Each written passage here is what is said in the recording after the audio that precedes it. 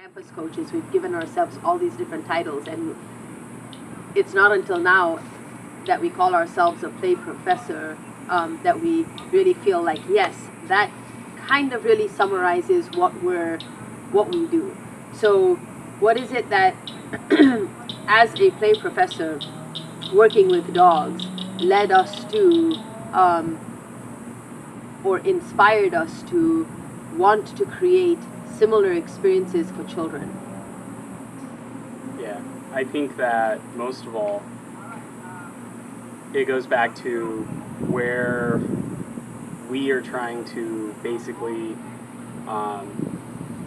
have children be open to different perspectives, because in this world there's so many different ways of growing up and understanding that. I feel like the transition to working with kids then from animals was understanding that we're a part of this natural world, we're not separate.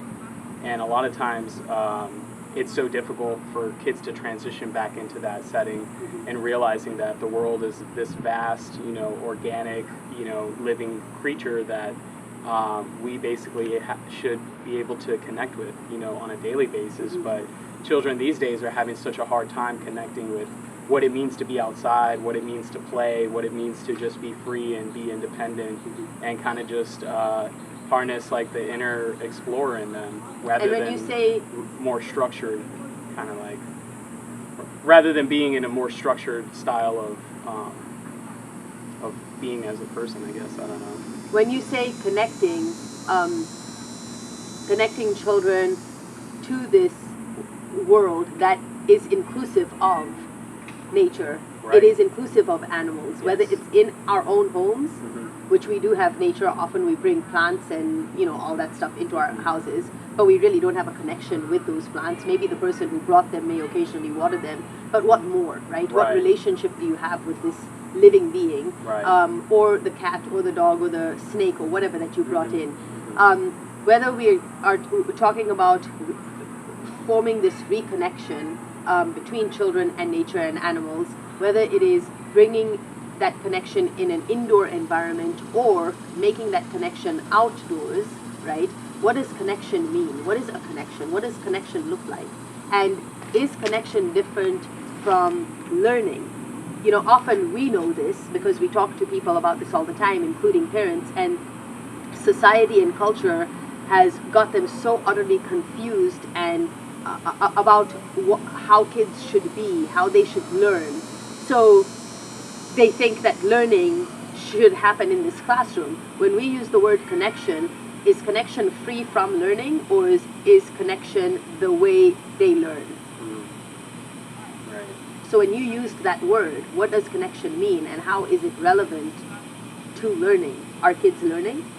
Yeah, absolutely. I think that's probably like you hit the nail on the head on the fact that I don't really think it would be separate, you know what I mean? Being outside, you're always observing, you're always like having all these questions pop in your head. I mean, you worked all morning outside. What were some of the things that you were learning as you were navigating the recent rain, and you are thinking about this prop that you want to build? And what does learning mean for you, just even through today's experience? I mean, I guess just that nature has its own ways, and you have to basically understand it, and that's the world. I think that you have to really, you can come at it with your own ideas, but you have to learn from it, because most likely you're going to encounter, I mean, what we always tell kids is that life is tough, you know what I mean? Like, you can't sit and whine. You have to really just kind of, I think it really just triggers a lot of problem solving.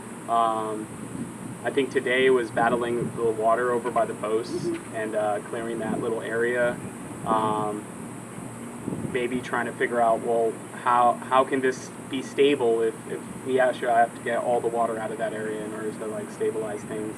Because if not, I mean, the structure is just not going to be stable enough to support for a long time. So it's kind of looking at, okay, yes, I can put this prop up, but is it going to deteriorate or erode eventually, and what's causing all of that? So it's kind of like looking think more, right? Yeah, absolutely. Than what the information that is just presented to you on this worksheet or this computer or through a book or whatever. It has so much more depth Yes. You know, and you don't know why that you asked yourself that question or that thought came and popped up into your mind, but it was intuitive, right? That through this other mode of learning, we are not really stemming into this part of intuition necessarily, but working in such a complex environment that today looks like this and tomorrow may have its own, it may slightly look different or look slightly different. Whether that difference actually happened overnight or not, we don't know. It's just because we paid attention to it that day, you know, versus walking into a classroom that has 4 walls. It's so sterile. What does sterile mean? Sterile kind of just, when I think about it, it's not that really the 4 walls are sterile. It's that it's my perception, right? You said this earlier on, these different perspectives.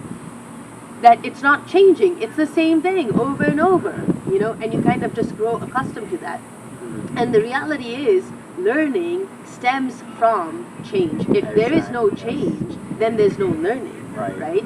And so what are the things, what is change? What does change look like? How do you facilitate change? The beauty of working in an outdoor environment like this is that's one aspect of learning we don't have to control because it's inevitable. And it's changing in ways that are more than what we could create in a synthetic environment, right? And then that kind of brings our mind to and leads to, that intuition leads to curiosity, and we ask why then, you know, what makes it? So when you built this awesome station that we envisioned for them catching fish and pretending to clean fish and whatever, and you're finding that, okay, well today it's floating, and it's not like grounded, you're asking why, what caused it, you know, and how you can change the area to, even through rain, be able to stay up for tomorrow, right?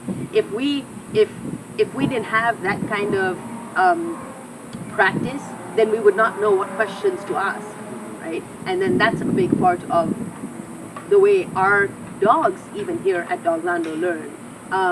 When they are, their entire play or social, or play and social experience, their life experiences happen in an environment that is so complex, it's so rich, right? There are so many conditions and so many criteria.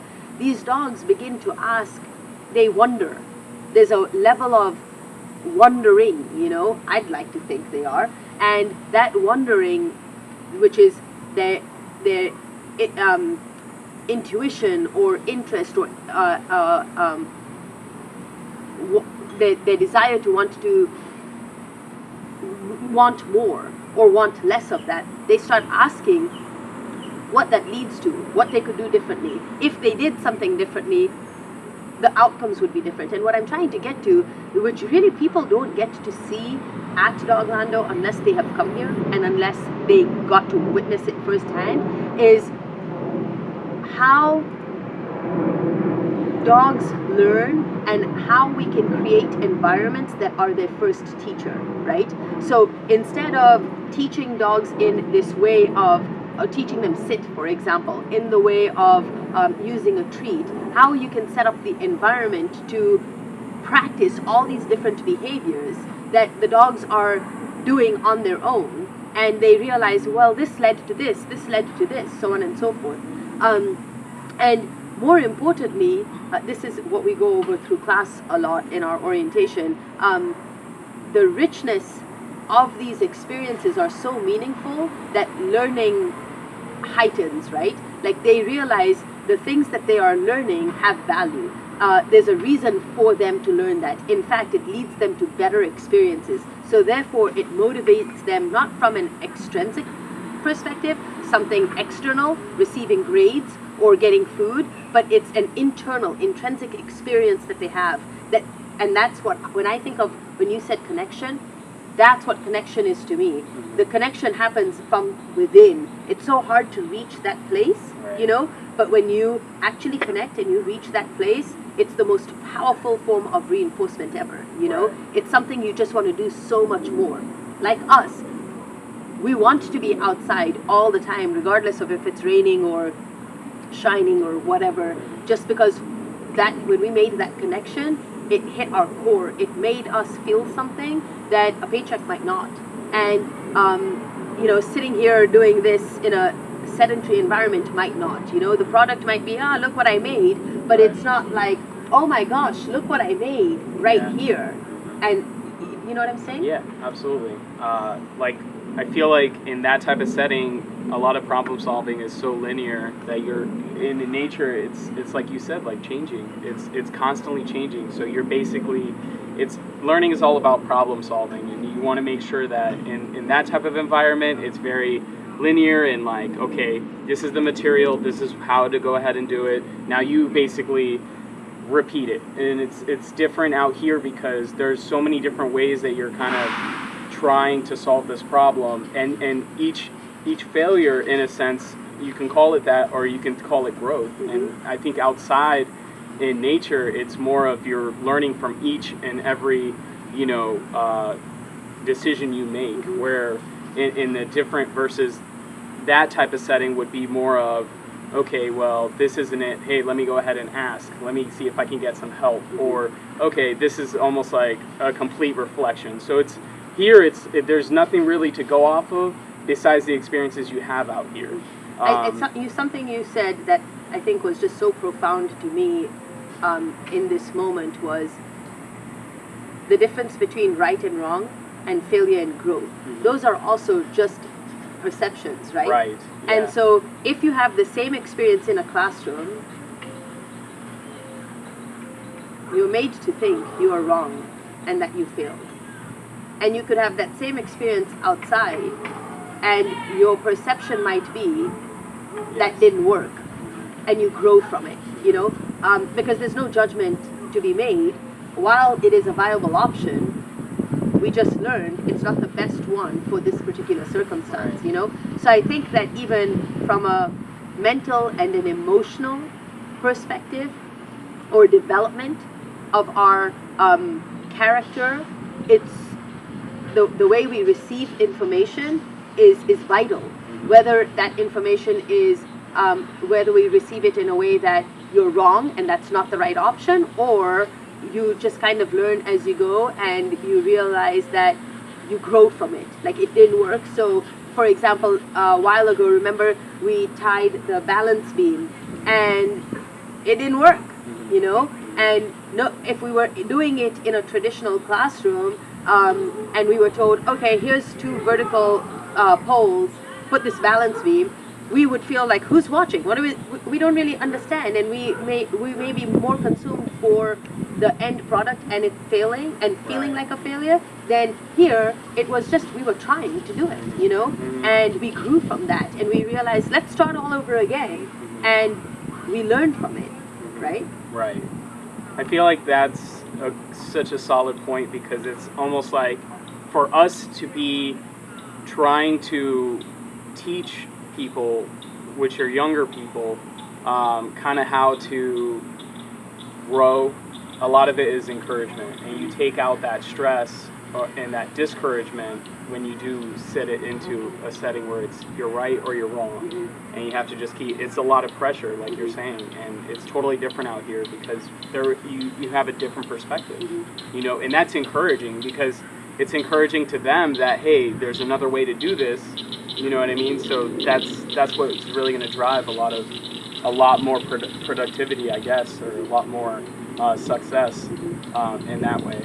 And I think going back to why we felt really compelled to want to do this for kids, and we consider ourselves expert in the subject matter, but if somebody from the outside was looking at us, they'd say, yeah, no, you may be an expert with dogs, but not children. It's the same thing, right? And we know that, we see that. But back to some of the lessons that we have learned from being successful in working with dogs, any kind of dog, whether it's a puppy, a senior, or a dog that came to us with demonstrating behaviors that were more fear-related, right? Or really, it didn't matter. One of our successes at Doglando has been using play as a vehicle for learning, and really understanding and defining what play meant, and being a play partner, and what that meant to be a partner in a playful manner or in a playful capacity, right? And so when you think of how quickly we are able to advance our dogs, think of the puppy class that's going on, right? Yeah. And you see these puppies who are not only, they're jumping into the pool, we're able to call them from 4 acres. They're able to come over here, sniff around, go in water. We're still able to call them away from it. They want to follow us off leash. They're right where we go. You know, they've not taken off. They have 5 acres to go on, and they're right there with us. And I think this is something that if people were to come over here and take a tour, they'd say, well, how are you going to control my child? Well, how are you going to, the control factor. Right. And we've never really had to deal with that at Doglando. We've never really controlled the animal because the behavior is owned by that animal. Right. The behavior is theirs to control. Mm-hmm. We just set up the environment, right. So same thing with the kids. If we set up this environment, then the behavior will be theirs to control. Yesterday we had a tour, you weren't here, but we had a tour for somebody, a parent who wanted to enroll their child into our TimberNook program. And one of the questions was, how would we handle conflict? And it kind of, the way I had to answer that was the same way if somebody came to Doglando and said, how would you handle a dog fight? Well, my answer to that is we don't have fights. Our environment is not conducive to fighting. When dogs come here, because of the space they have and the things within that environment, it doesn't evoke or induce what it takes to get into a fight. You know what I mean? Right. A restricted, lacking resource, confined environment for a child, I can see how that's a classroom or a house, with multiple children. I can see how that leads to fights. But in our environment, so I asked her, give me an example. What does a conflict look like, right? And she looked around and she goes, well, maybe they want a stick. And I looked around and said, well, there's billions of them over here. I don't think that's a resource they'll be fighting over, right. But more importantly, that when we put more importantly than the fact that they have so many sticks, they have so many options, right. That it's probably unlikely they would both be wanting a stick or at least the same one. They have so many other things they could be doing, and that's no different for the dogs in terms of they're not sitting around in a sedentary environment playing on plastic playground equipment that there's one or two maybe of, and nothing to do, and so much stress, dogs pacing, dogs barking, dogs, whatever that might induce to getting to that point of wanting to fight, like just being so frustrated, So that's step number one, is not letting the dogs get there, right? And in our environment, not that it's not impossible that the kids would not get into that type of conflict, but the type of conflict we see is really healthy. It's I need you to do this with me, but you want to go and do something else. And it's this negotiation, right. and it's no different than the dogs. The dog says, but I want you to play with me, and the dog's like, are you kidding me? I got this to do over here. But what amazing opportunities to create another skill, right? Like interpersonal skills. Interpersonal skills, yeah. Which is very relatable to the future and working with other people that have different perspectives. You have to develop that, and in this type of setting, it's totally different than what they would be developing in a confined room or a classroom or even in a playground that's confined by only 3 different types of ways you can have fun on that place. Here we introduce so many different atmospheres and different stations where you can literally have different experiences in each zone, and there's different options. The playground only stimulates, like you're saying, literally only maybe one slide, maybe one area where you can do monkey bars and things like that, and you might have to wait your turn. Yeah. Right? Especially for a kid like Nalan who decides to go up the slide rather than down the slide, right. And then everybody's waiting on him. Yeah. It's just a different way of learning, of learning how to deal with cooperating with other people. So you're learning interpersonal skills, you're learning how to communicate, and what it takes to really be working with other people. So I think that's really important to everyone's future, because you can't always have it your way. So, and that's the tough thing about life, is that we're all in this together. So, cooperation. Yeah, cooperation. And collaboration. Yeah. And that introduces growth into you personally. Yeah. So you start to develop a different perspective on, hey, maybe this is probably a better way of approaching certain situations. So I know you weren't ready for this talk, but I think we killed it.